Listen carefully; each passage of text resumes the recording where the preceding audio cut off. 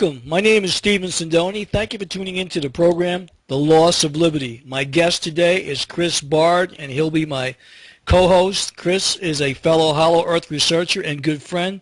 I'd like to thank you, Chris, for being on the show tonight. Here to talk to you, believing in what others say, even though you may not have things happen to you. And that can spectrum from personal experiences to all the way up to internet experiences being messed with on the internet. And it just to talk about pretty much people stepping outside of their box and understanding other people. Well, you're exactly right. And unless something happens to you directly, we usually discount it and we usually don't believe the individual. And interestingly enough, even your family members, the ones that are closest to you, your siblings, brothers, sisters, mothers, or fathers, are the first to deny you of the truth that you're trying to share with them. And it's kind of disheartening when the closest to you are the ones who shun you when you tell them some unbelievable truths. The more that happens to you, the more that you understand that you have your family not necessarily be your soul family. You may be the person that's looked at as the black sheep in your family, the outcast, the one that doesn't win, and truth or the experience you're trying to bring to them now. I've had a little bit of personal experience now, and it may not be that. It may be just that they're feared that they don't want to step outside their box. Well, you're right. I mean, my brother, today's his birthday. Robert, if you're listening up in heaven, I love you dearly. And my brother passed away a number of years back, and I was caring for my brother. I was a care provider for my brother. I'd come from California to New York to take care of my brother. And in the time I was taking care of my brother, he was in and out of the hospital many times. My mother happened to be in a nursing home. But the whole time that I was caring for my brother, I was under surveillance, and there were a number of attempts on my life. And my poor brother saw what was happening to me, but he was powerless. And as a result of this, it was very difficult just trying to take care of him, knowing that all these things were happening to me. And then when I tried to tell family members, they looked at me as though I had two heads. But yet my brother, who was on a ton of medication, and very sickly, he saw it. I mean, so it was very upsetting to me knowing that I came 3,000 miles to take care of my brother, and all because I spoke my truth, that I became a person under surveillance. And my brother had asked me, he goes, why are people trying to do this to you? Why are they trying to hurt you? So finally I sat my brother down. I said, listen, I love you dearly. I says, I'm trying to keep you out of harm's way. Finally I had my brother, some of the things, one of the reasons why I was under surveillance, he was telling me, do you realize our telephone's bugged? Do you realize there's helicopters outside of the window? Why are people following us when you take me to the doctor? Stephen, I'm scared. And, it tears to my eyes knowing that I had to take my brother to a doctor, take him outside and care for him, knowing that I had to worry about getting run over or just trying to get groceries to take care of him. So it was very frustrating. And then telling family members, and they could not believe that something like this can happen in America. So yeah, I mean, I felt like I was living in Russia or a foreign country. And since 9/11, I believe the loss of liberty for me was very adverse for the fact that I had information regarding individuals who I believe are responsible for bringing down the World Trade Centers. And when I went public with it, next thing I know, I became the target of surveillance. Told me about it in the past. I didn't know that much in depth about it, but it sounds like a hard situation. Well, yes, because what makes it tougher is when I put him back in the hospital when he got really, really sick because of seeing all this stuff. It almost gave him a heart attack seeing helicopters outside of the window, people following me. So I had to put him back into the hospital because the medication really wasn't helping him at that point. And I felt by me being there, I was more hurting him than helping him because he was really getting paranoid. And he would tell the doctors in the hospital, they're trying to kill my brother. So then they put my brother on the psych ward because they thought that he was hallucinating. And they said, who's trying to kill you? I had to bite my tongue and say, well, I guess he's kidding around with you, whatever.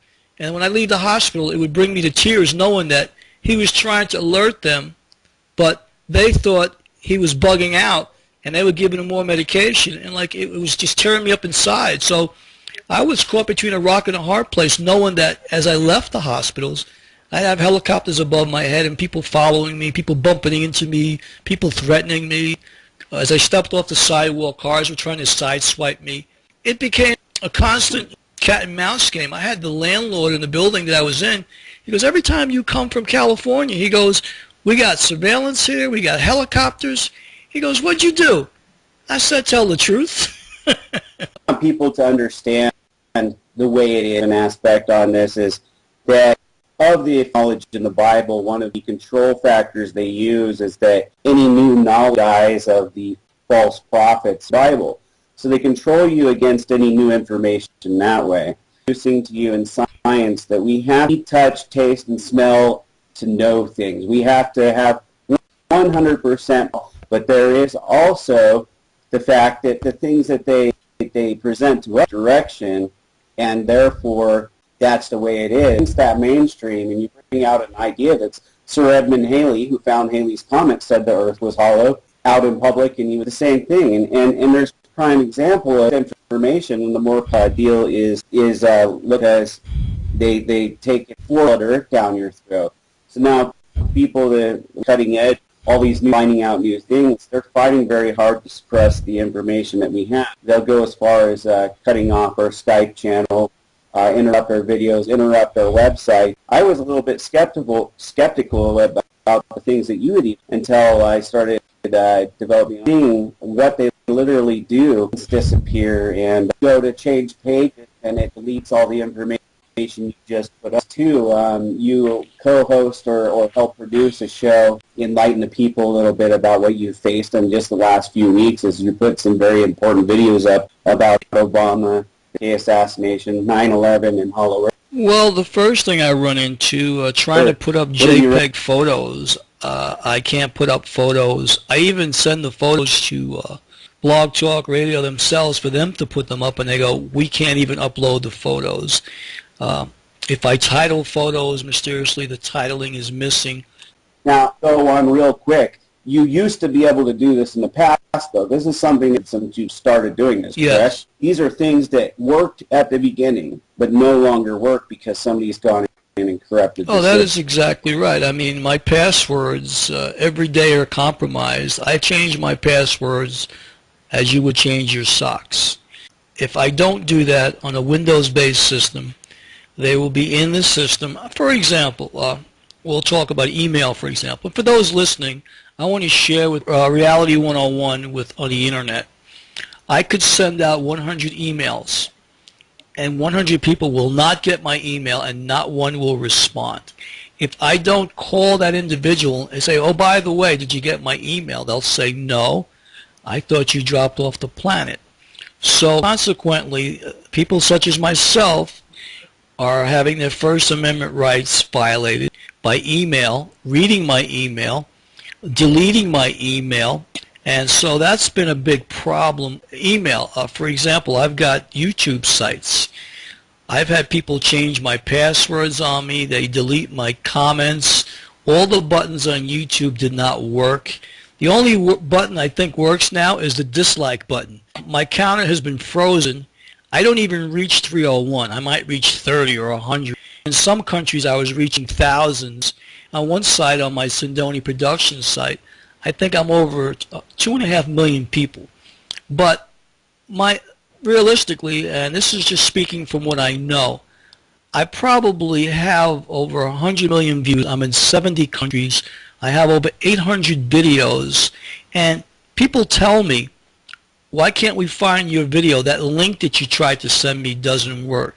So one of the first things I shared with you, Chris, was that if you are going to, be my circle, you need to understand real quick how to play the game, because these individuals are very crafty. They want you to make people think that you're a little insane, you're a little off the wall, you're bugging out, so to speak. I am very rational. I am not very emotional. I'm pretty much even keel. You know me a bit now, Chris. If I tell you something, usually in the second sentence I'll back it up with fact or information to support whatever it is that I say. Or I was going with the skeptic, the people in the government messing with people, the daily life, and the people that you meet at work, and somebody calls in sick. What is the first thing that goes through your head? Oh, they can't be that sick. They could work.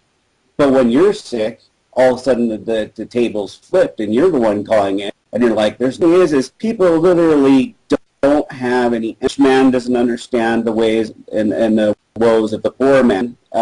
Doesn't have the forgiveness to give to the rich man.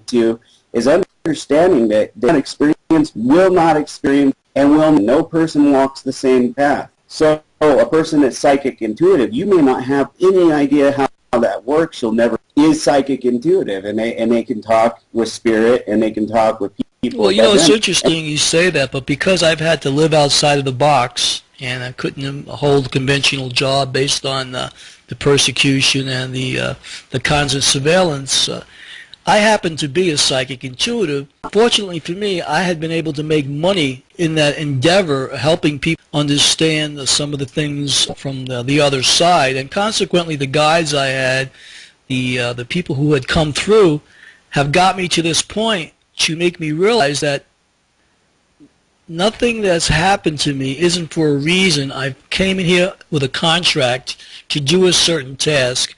I was kind of telling someone tonight, it's like we're all standing there and someone says, who's going to volunteer? And everybody takes a step backwards and I'm there left in front. So that's kind of the way I felt that, okay, somebody's got to blow the whistle, so let it be me. If nobody wants to do it, I guess I was the one who was supposed to do it. Well, one of the things that I wanted to share with people, and maybe my own family doesn't know this, is in 2007, it happened to be Halloween. I happened to go pick psychedelics, whatever you want to call it, drugs, but before I had even done that, I had a feeling that overcame my body. I hadn't even gone to the concert yet. I was still in line of perception. This is what's going to happen. And then, of course, I did the things that I had spoken about. And the next thing I know, the light and the music was going around me in different patterns, and I was not there anymore. And then suddenly I was dancing through a mist, and the mist started opening up a little bit so that I could see that there were literally millions upon millions of people all in a circle with their arms linked, kind of like on Avatar, before Avatar came out, linked around a distant glow way off in the distance. And I was just floating down. The center light slowly got bigger and bigger and bigger. I would say it seemed like it was miles away. And just around me were galaxies and lights, and my body flutter felt in my entire life. And as I got closer, and there was a set down next to the fire, the person turned, and there was my friend Adam. And I just burst into tears, and we hugged, and I talked to him. And what people did, I don't know if I'd mentioned this, he had killed himself 2 years before that, and I was trying to reach out, and then he shot himself, and that's how he died. And so I never got that chance to say, hey, I'm your friend, I'm sorry for the things we went separated us, and that I'm okay, and I'm fine. And I said, you're aware, because at this time I did not have any recollection of my life. I was having all these wonderful feelings on top of that, seeing my friend. Well, but you have to, but at the same time, I had a different feeling inside of me that was something bigger than that. And I was back on the dance floor, and I was dancing again on my face. And it was more real than that place than it has ever felt real here. And I learned that there's a place beyond here for every single one of us.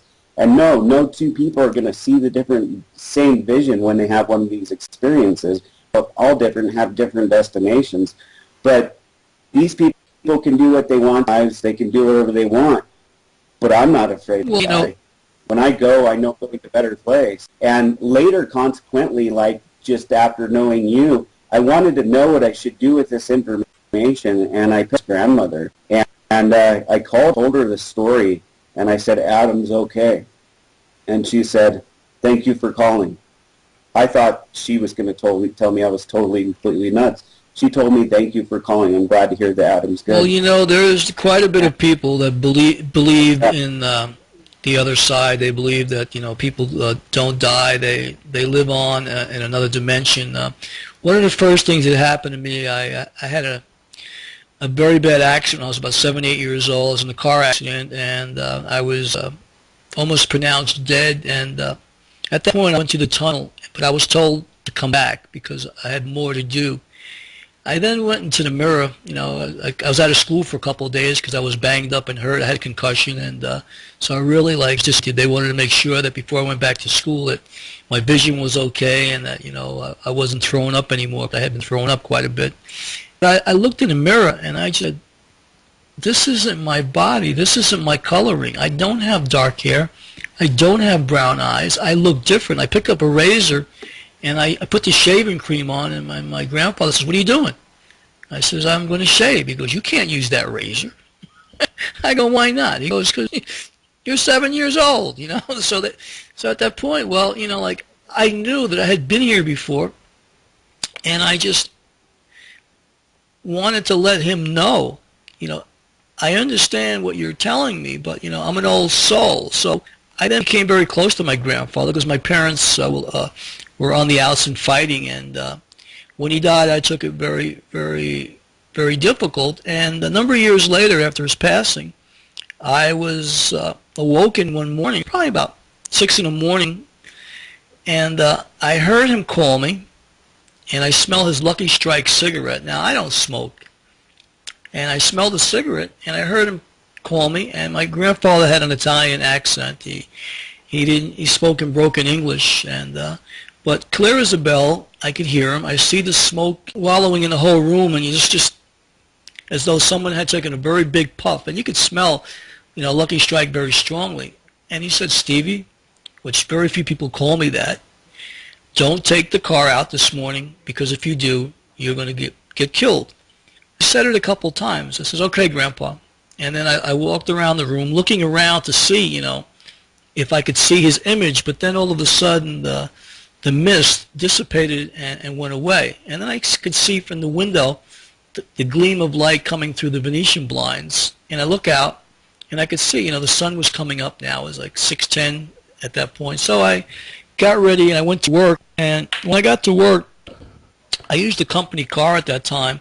But on the weekends, I had to bring it back to the shop, and I'd pick it up from Monday to Friday. Anytime I needed to go somewhere, because I was an engineer for an air conditioning company in those days, and anytime I needed to go survey a job or whatever, I would take my vehicle out. But that morning when I went there, one of the guards said to me, "You need to go see the boss." "Why?" "He needs to talk to you." So I'm thinking, why does he want to see me this morning? Usually I take my car keys and I just go. I go upstairs, and my office happened to be next to his. I go in, and he's all disheveled. Now, not only this man is Mr. GQ with a three-piece suit, every hair is in place, and dressed for success, but here his hair is all disheveled. He looked like he was losing it, and he says to me, "Come in the office and sit down." So I do. I says, "Are you okay?" He goes, "No." He goes, "I almost got killed this morning." I says, "What happened?" He says, "Well, I needed to go into Manhattan early this morning, so I decided to take your car. And as I did, I got on the 59th Street Bridge, and I lost the brakes, and I almost went over the side divider into the East River." He said, "They had to tow the car back downstairs to the shop, so you cannot take it today." He says, "Where do you have to go?" I says, "Well, I have to go to New Jersey." He goes, "Well, how much will it cost you?" I says, "I don't know." He says, "Well, will a $100 bill cover it?" I says, "Absolutely." He says, "Okay." He picks up the phone, calls the secretary, and says, "Call a cab for Stephen and tell the cab to be downstairs 10 minutes. So he gives me the $100 bill. He says, "You promised me you're not going downstairs to get that car." I says, "No, absolutely not." I says, "I'm going to have fun on your 100. So we start laughing. I go downstairs, and when I wait for the cab, I get in the cab, and I look up in the air, and I says, "Thank you, Grandpa, for saving my life this morning." So I realized there are things that, that you can't explain, but through the years, he kept coming through. And then even my brother, when my brother was in the hospital, he had come to California. He'd go home and take care of your brother. And he was, time was interesting because he didn't have gray hair or salt and pepper hair. He came through at about 27 years old with dark hair. I had never seen him with dark hair and ruddy complexion. And he said to me, "This is the image that I choose to be in right now." He says, "I'm about 27 years old." He goes, "That's why you're having a hard time recognizing me." So I says, no problem, Papa. I says, I understand. Well, I've got more work to do. And then he was sitting in one of those seats in school where it has like the desk in front that you write on. He was in one of those seats to show me that he was on the other side doing work. He had more work to do. He says he hadn't transitioned to come back in another embodiment. He's staying on the other side to do more work. So he's got more time before he reincarnates. But he says, you need to go back to New York to take care of your brother because your mother needs help. And at that point, I find out the next day that my mother ended up going in a nursing home and my brother was in a hospital. And the only way that he could get out of the hospital if somebody signed him out. So I had to come back from California to be the power of attorney to take care of my brother. But my grandfather came to me in, actually I wasn't in California at that time. I was in Washington State. I was in Olympia, Washington. And my brother at that point, I called him and I told him in the hospital to give a message to my brother. I'll be there on Thursday or Friday. So when I finally got there, he says, do you have my cigarettes? Pretty interesting story. It's really cool that you were saved by your dad. When I went to see Adam, Adam wasn't the strung out left when I had left him on the physical world and said, we're not going to be friends anymore. And then he was completely clean from head to toe. It was like he was glowing all over with the cleanliness of his body. And it was just really neat to see that. I mean, among all the visions and all of the stuff that I experienced there, just to see him whole and healthy, that you were in another place and your spiritual self-image in that place was different than your spiritual intentions. I'm not going to get into all this because I'm not really an expert in it, but be in not only one body here, but they can be in multiple bodies. And so some people that when they take a journey to different places, and I believe that those are just different spiritual planes of existence, even here on Earth or different dimensions, and they're quickly visiting them all. There's a really neat show on Bio called Survive Here and Beyond and Back or whatever. I would highly suggest people check that out. It's about peace and what they've experienced over and back. A little bit to, believing to go into what's going on in our country right now. Obviously, you believe in, and I'm one to, and that's what they did. And then they used that to enact all of these laws. Have people like me and you that are bringing out this information, and we are known as forefathers as patriots are standing up and saying, hey, no, here's the truth, and here's what's going on. Well, patriots has now become American terrorists. And so there's a fine line between a terrorist anymore to literally walk into your home, take you without warrant, without will, arrest you, and hold you indefinitely. That means for the rest of your life without trial, without cause. Well, you're right. Colonists fought King George of England for. I mean, what the British would do, Chris, they would come to your door, write a warrant at your door, kick it down, and then, arrest you. Well, and people need to understand that me and you, we're going to harm anybody or hurt anybody to our government or to anybody. We're out here saying, okay, here's what they're presenting us, and here's what we're finding, and it's not matching up, whether it be Hollow Earth, whether it be when it wasn't struck, whether it be the JFK video, and it looks like you can clearly reaches back over his shoulder and shoots JFK in his head, and his skull splits. Any of those things that you brought out, that I brought out, it just, that's what we're talking about. That's what we're doing. And just because maybe you don't agree or you don't stand or you're in fear, you don't want to troll people. Trend where on Wire Club, if I bring anything new to the table, I've got about 10 to 15. And sadly, I think they have nothing to do with the topic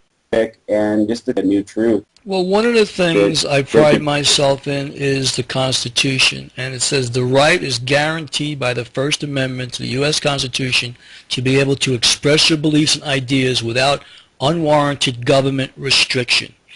And the framers of the Constitution guaranteed us that freedom of speech and expression because we were the free sovereign citizens of the United States within that First Amendment. And the Congress shall make no law, Chris, abridging the freedom of our speech. So end of story. They can come up with anything that they want to, but as long as it goes against the Constitution, all those laws are null and void on the toilet paper that they're written on. And that's another thing that people need to understand too. First thing I want to tell you is that money is an illusion. And people will say, well, what do you mean money is an illusion? I see it, I can touch it, it's real. But there's goods and services, and then there's people. You could go to where you need, but if you're in need and they have it, that's the kind of society that we could. Yes. All right. There's some scoff at this probably, but there are many news that our government has sucked up and suppressed so that they could force policies of gas. Well, I'll give you a point here if I can. Using gas and real quick, but once people understand that money isn't real and the laws are nothing, I have a great connection with God myself. Bible or going to church. Bible, I'm sorry to say this, was what of the Bible remains that was actually from the original Bible. In cahoots with the Roman Catholic Church at the time, rewrote the Bible at that time. Well, it's like reading the National Enquirer.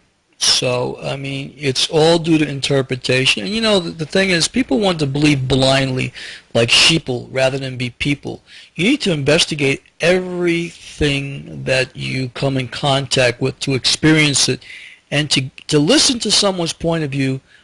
And if you don't understand it, do some research and then make sense of what they say rather than to cast stones at them and to make them an outrage or a renegade just because it doesn't factor into your own existing paradigm belief system. 100% trust to hear it. Reason to sit here and lie to people, okay? I'm telling people what I believe, and hiding is BS, is because I can feel it inside. I sit there and I'm like, does this information resonate with me? Do I believe in this, or do I think that this person's just giving me this information? But what I trust. I don't take a video and look at a video and say, well, that's 100% for sure, or about 100% for sure. I take God and Spirit from place to place to place, and then I take the whole thing, and if the picture what resonates with me, then I'll put it out there. Well, that's a good point, because it has to feel right. You have to have done your homework. You just can't put things out haphazardly and blindly, and because it's very impressionable. It's like whatever you tell a child or your children. Be careful what you tell them, because they're going to mimic your act. You've got bad habits. Guess what's going to happen? You're going to give that to them. Anytime I do anything as far as putting out a video or putting out something or even doing an interview, I'm very mindful of the words I use and how I say it, and I never try to harm someone or say something against someone. I will call someone for being, what they really are, and let them know, hey, I was on a night, but it wasn't last night, and I'm sorry to wake some of the people up with that, but I've had many attempts on my life, Chris. I've been hit with microwaves, which isn't fun. I've been shot at. As I said, I've had cars try to run me over. A couple of times they wanted to stab me. People tried to beat me up, and I've had standoffs with men in black. I mean, with the mirrored glasses, and I'm not afraid to go to the other side, because I know, my brother who recently passed, and getting back to my brother, I guess it's because it's his birthday, I want to finish up with this, is that before he passed, I had to go back to California, and I got another phone call to come back, and I go, I can't come back. So when my mom, who came out of the nursing home, was able to care for him, they wouldn't let her take care of him because she was in a wheelchair again. And the only way that he could come out of the nursing home was if I came back or someone else from the family to take care of him. As soon as my mom told him on Labor Day of 2 years ago that I couldn't come back and I wasn't coming back, he says, well, then I don't want to live. He closed his eyes and he died in her lap. So I get the phone call how my brother died, and it brought me to tears knowing that I didn't want to put my brother through what I had put him through for 2 years while I was caring for him. And kind of like if I would have sucked it up maybe, or maybe put myself in more danger, he might have lived a couple more years or a couple more moments. But I realized that I could not put myself or him in more and more jeopardy. But when he came to me, and he was younger, he was about early 20s, and he was in great shape, very healthy, very handsome young man. And he said to me, he goes, okay now, I'm not sick anymore. I'm all right. I'm with grandma and I'm with grandpa, and I'm with some of the aunts and uncles. And he says, so he goes, I'm going to be okay. He goes, I've got to go to the Bardo. And the Bardo is a process where he's got a life review. So he was supposed to go through this, but he was telling me that he was going to go through this, but he was all right. And that he brought in one of my guides who had passed. They then brought in the rest of my family. So there was a number of people that came in. It was almost like a party on the other side. And it must have been like 15 people getting bombarded with so many people coming in that it was kind of a joy to know that I had this connection. And every morning, consequently, meditate, and I get guys coming in, I get direction, and there's sometimes I get things I don't want to share. Sometimes I get things to make a video, and I might make a video. People say, well, how do you get all that? And I said, Spirit comes to me. They give me things. Just like they gave me the Obama, the Obama-Osama connection. I get what I get, and then they lead me to a book. The book falls off the shelf, and next thing you know, there's a video. Yeah, that me and you have discussed is where you are able to actually see and visually spend time with your spirit guides. In my difference, in my experience, I'm able to do, when you don't understand something or you haven't explained people, again, I want to drive this home, you don't turn around and start bullying what you to do. They want you to fear other people. They want you to fear the unknown. They want people. One of the big reasons is because they have taught you for so long that we're all separate and we are all connected. No man is on this world, and no man is less than the best person on this world. We are all one, and we're all equal. I wanted to throw out a real quick example of one of the sites and what's going on and how they suppress information. You do a full transformation in what they said was the new style or new design, and what they went in and they made it literally impossible, as far as I've found, for you to email, comment on videos that allow commenting, but then that's out in the public for us. And we have our ways to get around emails on our videos and things like, just try to make it more difficult. They don't understand that we're usually one or two steps ahead of them, that we have the mental capacity to them, because a lot of them aren't that smart.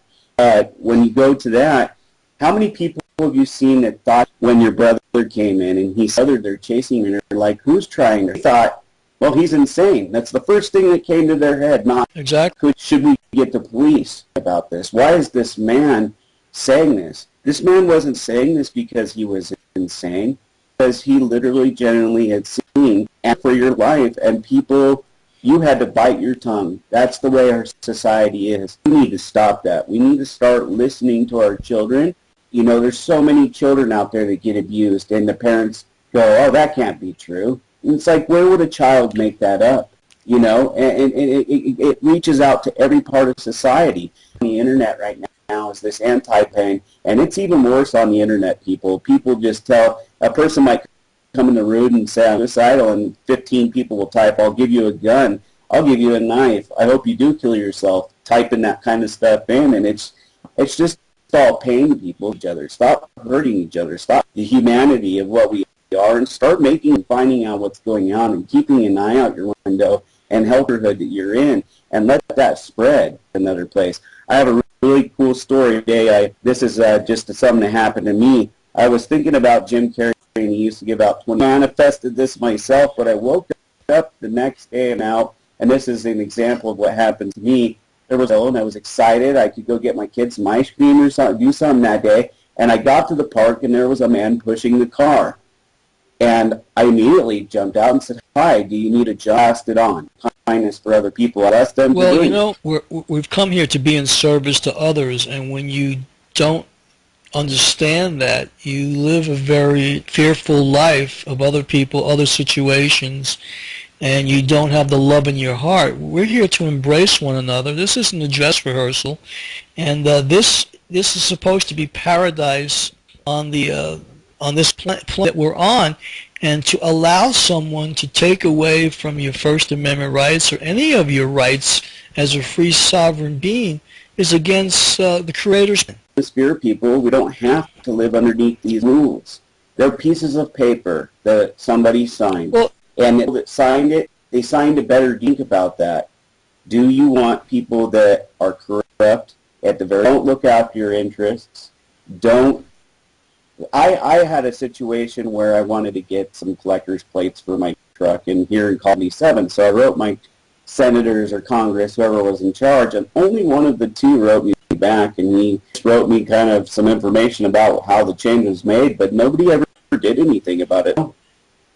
That got me nowhere. And, you know, these people are supposed to be there to help, but here it is they wanted to get more money for more people newer than 1970, so they weren't going to do it because that puts another $25 into the pockets of the city. And of that money... Well, that's exactly right. Chris, we've got 10 minutes left. We're going to do 1 hour a day so that we can put this on YouTube as well. Give out your website so that way people can get a hold of your contact information. I think what you've had to say today is very, very important, and I think other people should get with you to be able to get some of your advice as we go forward. Well, my website, again, is centerstarschannel.webs.com. This interview will probably be going on there via going on your YouTube account, and I'll just post it up there. But most of that has to do with I have some music that I've made there. It's pretty much a website dedicated to my series with a New World View like that. You can also go open a free account at wireclub.com and look me up. It's Center Stars channel there as well. That once you step out just a little bit, look outside the box, and give up all the fear, you're gonna feel a lot better. And it looks like some interruption there. We could hear echoing now.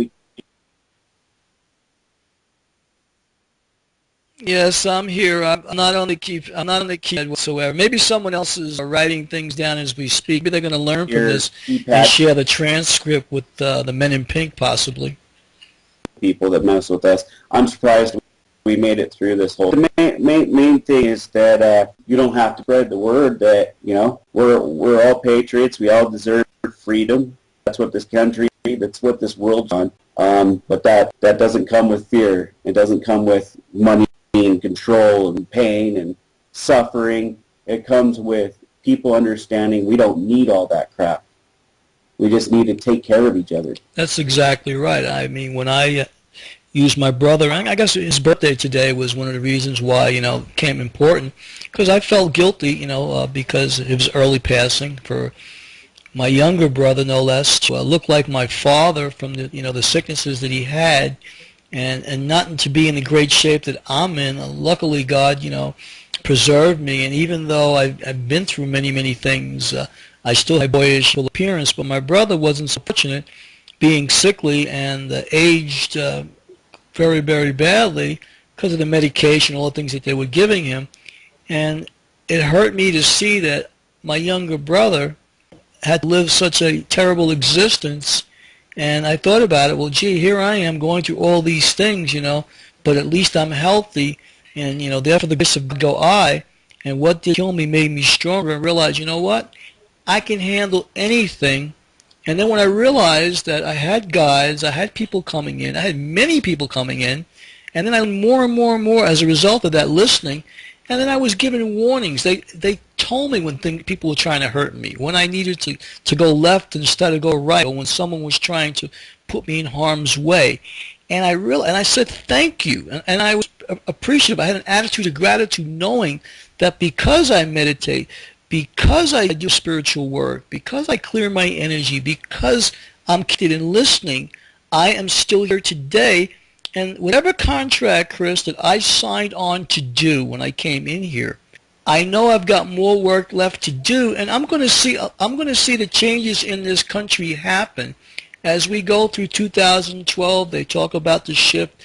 We are all connected, and I believe that what I've done by sharing information, is going to bring down the veil, and those who say they're transparent are going to be showed for who they really are, the charlatans, the crooks, the liars, and they will have to then deal with the results of that. But I am not a judge, nor am a jury, and I will say to them, it's cause and effect. You now have to deal with the things that you've done, and hopefully for you, you'll be able to learn from this, so that way, if life is reciprocal or cyclical and goes around, comes around, and you have to come back into another embodiment, hopefully your lessons will have been learned on the other side, so when you come back, you won't be doing the same thing over and over again and hurting the collective, because, as I said, we are all connected, we are all one. So when someone tries to hurt me, I have to look at that as my shadow. Do I hurt them back? No. What does it say about me if I come down to that level? I wanted to say that you today, and that's what made us go into this. And if you don't have that connection with God, let me suggest to you Philippians, I think verse 6 and 7, that surpasses all understanding. And really what that means, up to the sky and say, I'm done being in fear, and you will get something in return. It's going to feel wonderful. You're going to lose anxiety, fear, and you're going to have a connection that you've never had before, and you'll start to understand where we're at. I also want to thank whoever's up there working us through the show right now, because Stephen and I couldn't even make a connection today at any point or any time without any interruptions. So thank you in this situation so we can get this. Well, the truth needs to be told. We've got about 3 minutes here left to go. I'll just like to say that my brother, my family members, and all the people who have been there for me, who are on the other side, have given me tremendous amount of help and support to be able to put me in places around people that have helped me and sheltered me, provided for me, at times when it was almost impossible for me to continue.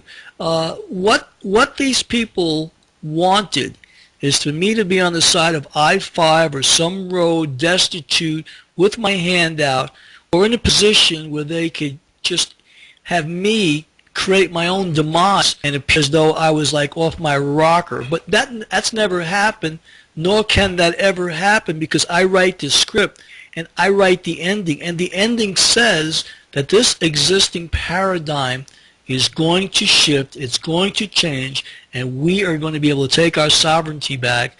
People like Barack Aduyade Obama, born in Thailand, will go to prison. George Herbert Walker Bush will be punished for his roles in the JFK assassination.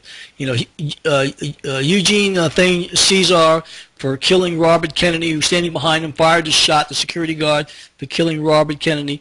These people are going to have to pay the price at some point for being drawn into these dark scenarios and hurting a fellow brother or a fellow human being. And before we run out of time here, even if they don't get it in this lifetime where we see it hard, but even if they don't, we need to understand forgiveness.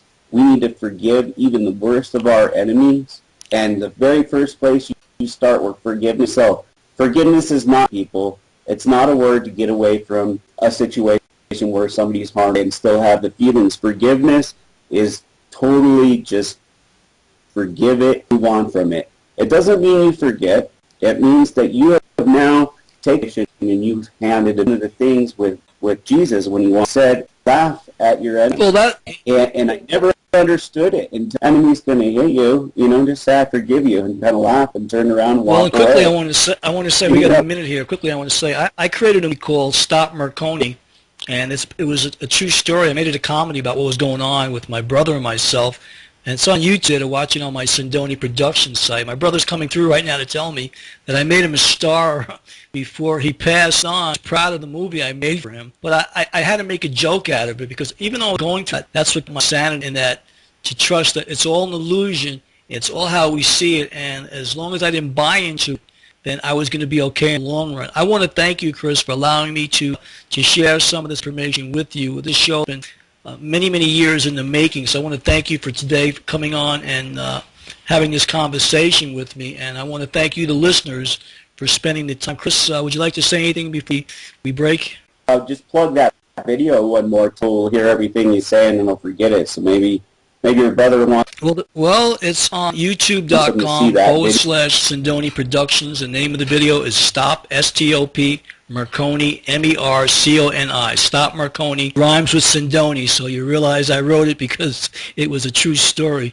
But I want to thank you, Chris, for allowing me to kind of tell it like it is today and let the viewers know that happen to you. But if it does happen to you, you're not alone, and people like myself and Chris will help you along the way as well, because sunshine always follows rain. So thank you tonight, brother, and I'm sure we'll do another show again together. All right. Let me know when this is up and running so we can get it on their site. Thank you, brother.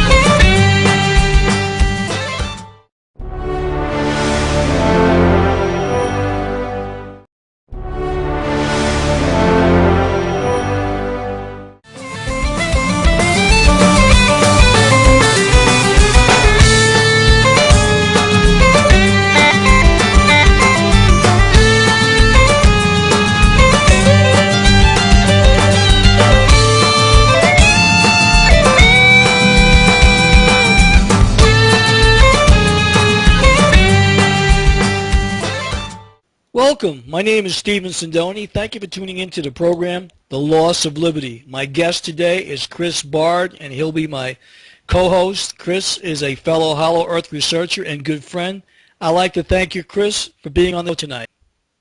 Here to talk to you, believing in what others say, even though you may not have things happen to you. And that can spectrum from personal experiences to all the way up to internet experiences being messed with on the internet. And it just to talk about pretty much people stepping outside of their box and understanding other people.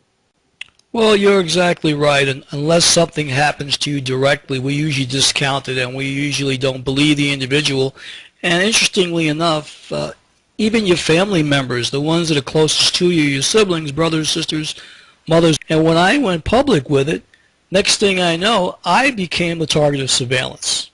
Told me about it in the past. I didn't know that much in depth about it, but it sounds like a hard situation. Well, yes, because what makes it tougher is when I put him back in the hospital when he got really, really sick because of seeing all this stuff. It almost gave him a heart attack seeing helicopters outside of the window, people following me. So I had to put him back into the hospital because the medication really wasn't helping him at that point.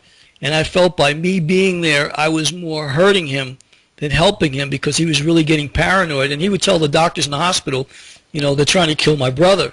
So then they put my brother on the psych ward because they thought that he was hallucinating. And they said, who's trying to kill you? I had to bite my tongue and say, well, I guess he's kidding around with you, whatever. And when I leave the hospital, it would bring me to tears knowing that he was trying to alert them, but they thought he was bugging out, and they were giving him more medication, and it was just tearing me up inside. So I was caught between a rock and a hard place, knowing that as I left the hospitals, I'd have helicopters above my head and people following me, people bumping into me, people threatening me. As I stepped off the sidewalk, cars were trying to sideswipe me.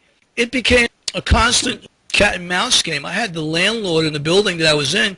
He goes, every time you come from California, he goes, we got surveillance here, we got helicopters. He goes, what'd you do? The fathers are the first to deny you of the truth that you're trying to share with them. And it's kind of disheartening when the closest to you are the ones who shun you when you tell them some unbelievable truths. The more that happens to you, the more that you understand that you have your family not necessarily be your soul family. You may be the person that's looked at as the black sheep in your family, the outcast, the one that doesn't win. And truth or the experience you're trying to bring to them now. I've had a little bit of personal experience now, and it may not be that. It may maybe just that they're fear that they don't want to step outside their box. Well, you're right. I mean, my brother, today's his birthday. Robert, if you're listening up in heaven, I love you dearly. And my brother passed away a number of years back, and I was caring for my brother. I was a care provider for my brother. I'd come from California to New York to take care of my brother. And in the time I was taking care of my brother, he was in and out of the hospital many times. My mother happened to be in a nursing home. But the whole time that I was caring for my brother, I was under surveillance, and there were a number of attempts on my life. And my poor brother saw what was happening to me, but he was powerless.